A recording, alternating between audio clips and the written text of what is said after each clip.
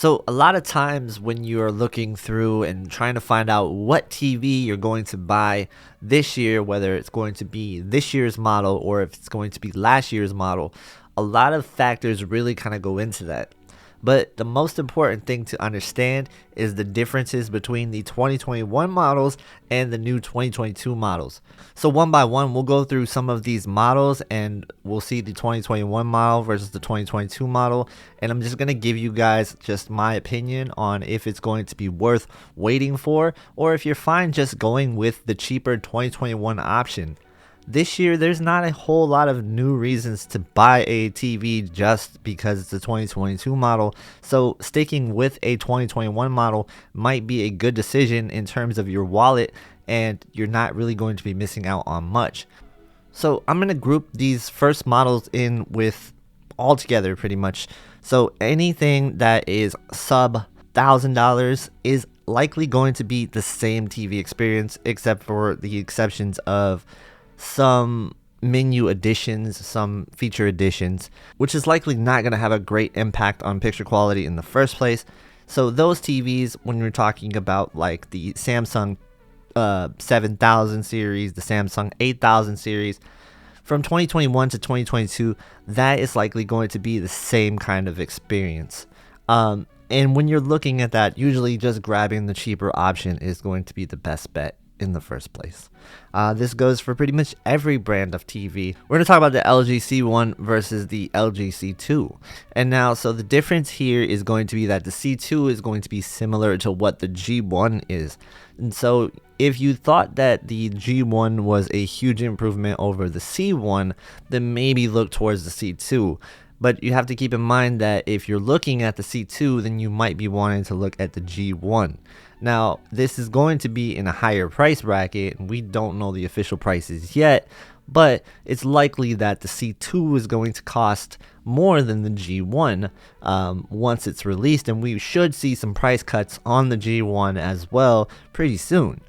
Now, this is just speculation. I don't know too much about what's actually going to happen with the prices, so please keep that in mind.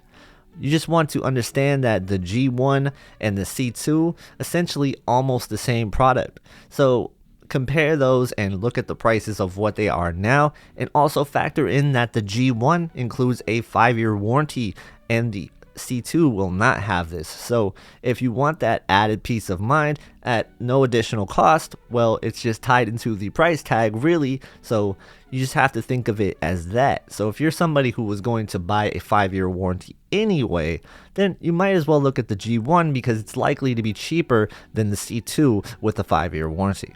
Looking at the G1 versus the G2, this is where we're seeing maybe there's an improvement. We're seeing that there's going to be a heatsink in the G2, though we really don't know what the price difference is going to be with the G2 to the G1. So while you will see a significant increase in price, most likely from the G2 to the G1, is something you really need to keep in mind. They're still probably going to keep that 5-year warranty intact as well. So that is nice if that's something you were looking for. This is one that I really have a hard time saying if it's going to be worth waiting for. If you're somebody who's going to be wanting more brightness and have a better looking picture on higher APL scenes, this is something that you might want to look at, the G2 over the G1, but you do have to keep that in mind that it is going to most likely be a lot pricier.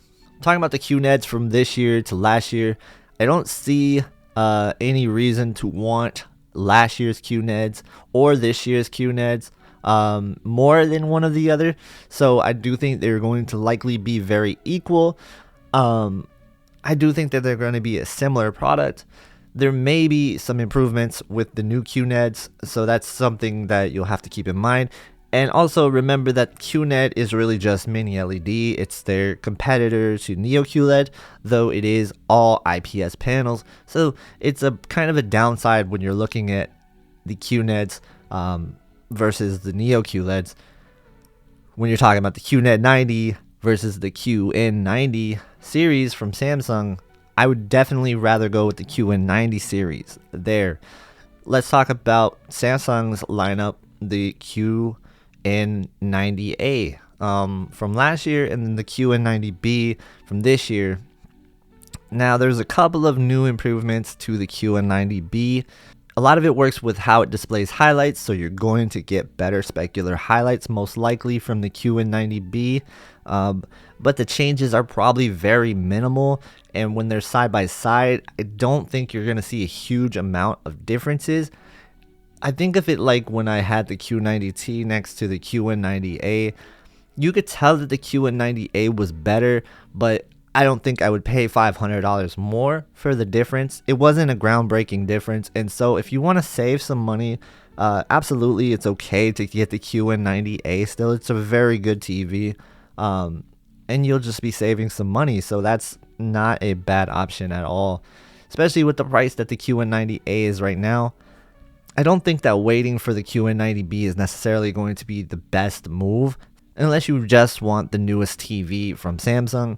There is some improvements on some of the technology that we spoke about, and I have a whole video detailing all of that stuff, but the differences are probably going to be very minimal and nothing groundbreaking. So to me, I think it is okay to buy a 2021 model of the QN90B. You can really apply that same logic to the QN85B and the QN85A.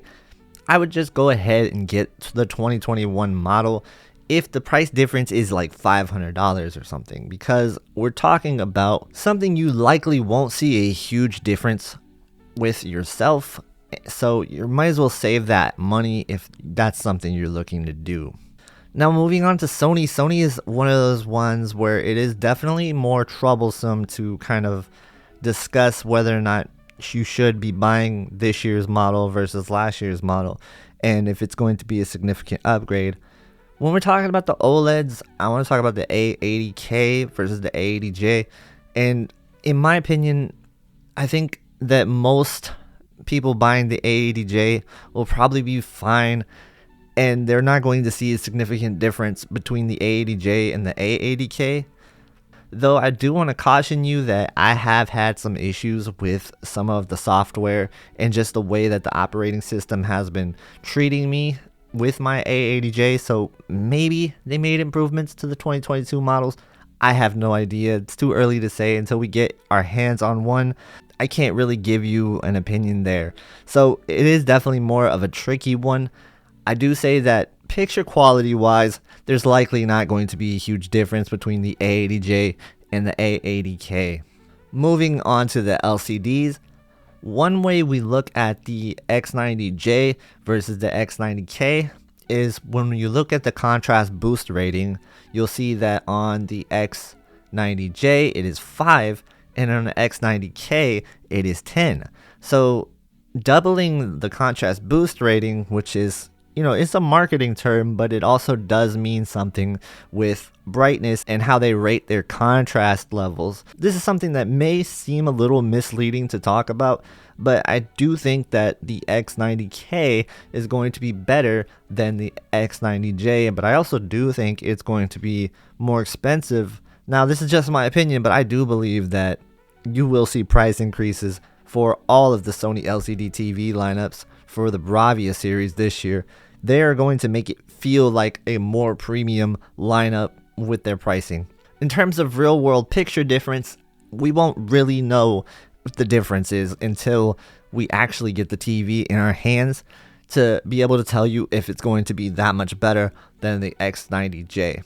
Now, moving on to the 95 series, the X95J versus the X95K is absolutely going to be a huge improvement over the X95J because of the backlight master drive and mini LED being added here. So with that, I also expect a huge price increase on both series TVs that now include the master drive, especially the Z9 series, which is already an expensive TV. You should see another increase in price on those. But when we're talking about the X95K, I do expect a good amount. I do expect a decent price increase for these. They are going to sell this as not really going to be a master series, but it still is going to be a premium TV. and the backlight master drive will probably command a little bit more of a price tag difference. If these are going to be priced a $500 difference, it may still be worth it to get the 2022 model because of the backlight master drive, because of it being mini LED. So this is one of those exceptions where I think that it's absolutely going to be worth it to go with the 2022 model, barring it being a ton more expensive. You know, the price is definitely going to have to factor in here, but I probably wouldn't get the 2021 model of the X95J with the other lineups in consideration. So that's just going to have to be something that you decide once you hear all the information and once we see the reviews on the X95K. So to sum up, if you should buy this year's model versus last year's model, it really is model dependent, but in most scenarios, I would probably lean towards the 2021 model because you are saving money and you're not going to see a huge groundbreaking difference going from 2021 to 2022. So save money or try to get some of the newer features. And really, when you think about the newer features, there's nothing to write home about this year. So that's just my opinion for this year, guys. I'm still going to be looking forward to checking out the 2022 TVs. If you're kind of holding on, waiting for 2022 models, just know that you still are going to be waiting a few more months to be getting them close to 2021 prices right now. So you're going to be paying quite a bit more for 2022 TVs. In the meantime, let me know in the comments, guys. Are you still looking for 2021 TVs or are you going for a 2022 TV? I would love to know those opinions in the comment section. Check out the rest of my videos on 2022 TVs. Thank you guys so much for watching. Have a great day, and I will see you in the next one.